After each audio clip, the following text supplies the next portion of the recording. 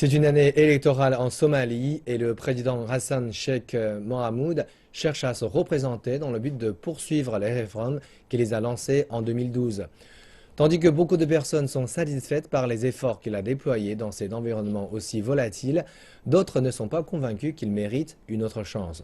Reportage dans ce suivant. Beaucoup ont nourri de grands espoirs lorsque le président Hassan Sheikh Mohamud a été élu en septembre 2012. Il n'a pas été élu par le peuple car la Somalie demeure trop instable pour un vote populaire. Mais il a été choisi par d'autres politiciens et les aînés des clans plutôt que par la milice. À cette époque, il s'agissait bien d'un progrès.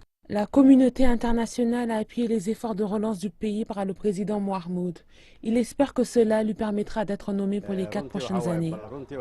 Après avoir été élu, le président Hassan Sheikh Mohamud a annoncé un plan de 6 grands domaines de préoccupation majeurs qu'il a promis de traiter, comme la justice, la sécurité, l'infrastructure et plus.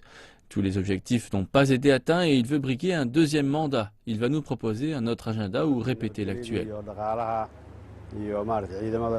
Les réactions des jeunes de Mogadiscio sont partagées.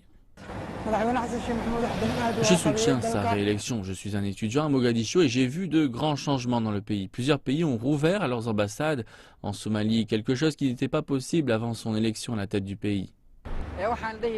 Nous voulons voir plus de changements. Nous voulons un nouveau visage, un visage qui satisfera les Somaliens, qui poursuivra les efforts de rétablissement et procurera de l'emploi aux milliers de jeunes Somaliens éduqués. Il y a très peu d'opportunités de travail ici et le président Mohamud a fait très peu pour améliorer la situation depuis 2012. Des centaines de jeunes qui tentent de traverser la Méditerranée de l'Afrique pour l'Europe meurent chaque année. Les élections pour les nouveaux députés se dérouleront en août prochain. Les aînés des clans sont les seuls à pouvoir voter. Ensuite, ces nouveaux députés éliront le président en septembre prochain. La plupart des Somaliens n'ont pas la possibilité de choisir, même si les élections représentent une étape importante à un retour vers la normalité.